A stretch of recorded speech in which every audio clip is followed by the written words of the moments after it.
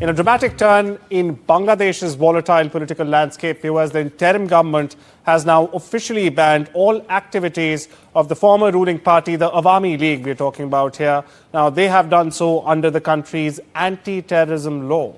Now, the decision announced late Saturday, in fact, follows months of unrest and a deadly uprising that unseated Prime Minister Sheikh Hasina. Nobel Peace Laureate Mohammad Yunus now heads the transitional leadership, mind you, which says the ban will remain in place pending a special tribunal's trial of party leaders, the Awami League leaders, accused in connection with the deaths of hundreds of protesters last year, as claimed by Yunus's interim government. Meanwhile, the Awami League has condemned the move, calling it a strangling of democracy nonetheless and a pogrom against dissenters. Now, the party's leader, ousted Prime Minister Hasina, has been in exile since last August and also faces serious allegations back home.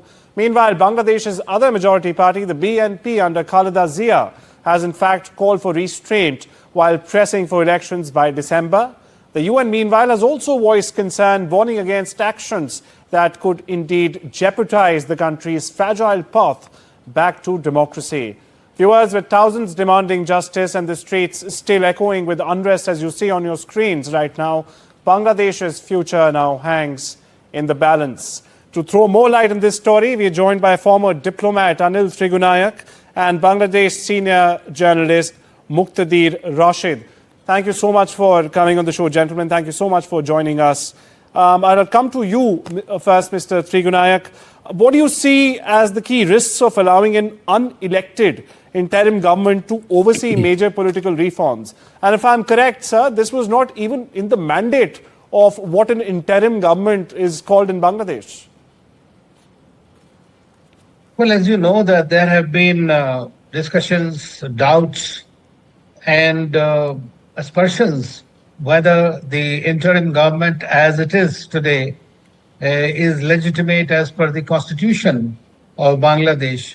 So that is itself in doubt. But at the same time, they are the ruling dispensation. And as you know, that there have been a lot of changes that have been brought about. And Sheikh Hasina was the leader of the Awami League party and has been accused of several crimes that have been committed, which are now being looked into by the special tribunal, as you are saying, the International Crimes Tribunal. So now what the government has done is has invoked the Anti-Terrorism Act, which was, in fact, was initiated by Sheikh Hasina in 2009 only to deal with the 1971 criminals. And then it has come there, and now they say that until and unless that is completed, the activities of the party, because in the act, as you know, that there was no provision for stopping the activities. So therefore, I believe that there's going to be some kind I'd like to add a question here. I'd like to ask a supporting question here, Ambassador Trigunnyat. You know, what impact could this crackdown have on, Bangladesh's regional and international relationships, considering its virtual suppression of one of the biggest parties in the country? Well, I think that this will further destabilize the current situation in the country. There's no doubt about it, because nearly half of the population in the country still supports the Awami League, or at least have some kind of an affiliation. I'd like to take the same question now to Mr. Rashid, who also joins us for Bangladesh. Thank you so much, sir, for joining me on this Monday edition of India Global. Do you believe that the ban on Awami League or political parties, in fact, strengthens or weakens the very democratic fabric of Bangladesh, sir? Honestly speaking, I don't think that will really harm or somewhat give any value to the democratic process. Honestly, see, sir, we've had political opponents, we've had all sorts of minorities, be it religious minorities, women. Let me explain. The thing is, Awami League, the supporter of Awami League now more united than they were before the 5th August. So that's another part of this. For the Awami League itself, when they talk about the democratic process, it's a very ridiculous, because they never follow the principle of democracy and other things last 15 years. But the way Dr. Yunus-led government banned the party, a political party, that's what I feel very arbitrary. And that should be done after the formal proceedings or the conviction of all the leaders and other things. And you know very well that the process that currently going on, that mostly the prosecutor are tagging the politicians with their affiliation, but not the political party itself. So the government needs to have this kind of thing so that the Awami League itself and its affiliated groups cannot speak up.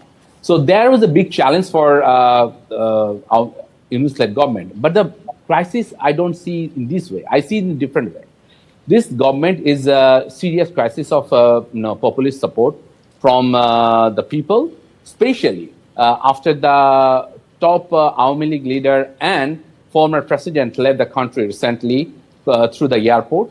And then the government find one of the solution.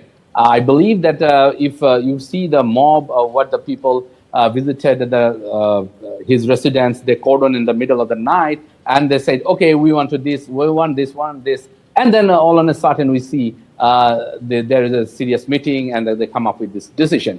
So this is kind of the mob justice is going on in my country, which is unfortunate because the top BNP leader, Gaishwar Chandra Rai, he said, what if the BNP will be banned like this? I have a supplementary question there for you, Mr. Rashid. Ambassador Trigunnyat, I'm just going to come to you for a quick reply, my last question. But before that, Mr. Rashid, what might be the consequence for civil stability and even democratic reforms in Bangladesh if the elections, if the so-called promised elections are not held by December? The BNP, as far as we know, is also pushing for them. Very quickly, sir.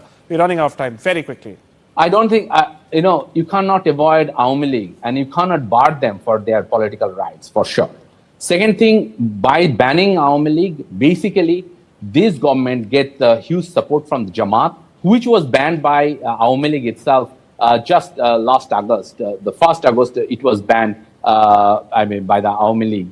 So they are taking the revenge. And by this, nothing but the rise of Islamic group, especially the Maududi's supporter, will have their wings in Bangladesh. And you see many of the protesters from where the Shahbag, they said, now we have to ban BNP. So it is only party that will chant slogan and they will rule the country. It is by the Jamaat. So I wonder whether, the rise and then of there is more still, Islamist organizations. They have already questioned. Yes, they have already questioned our 1971 war, and they say they don't want to allow us to sing our national anthem. They are doing whatever they want. So it is in a kind of anarchy they want to show, though they want to show the West that they are very democratic, but in particular, when we see in this case, they want to bring very appropriately there, Mr. Rashid. It's a rise of Islamist fundamentalism and all outright anarchy.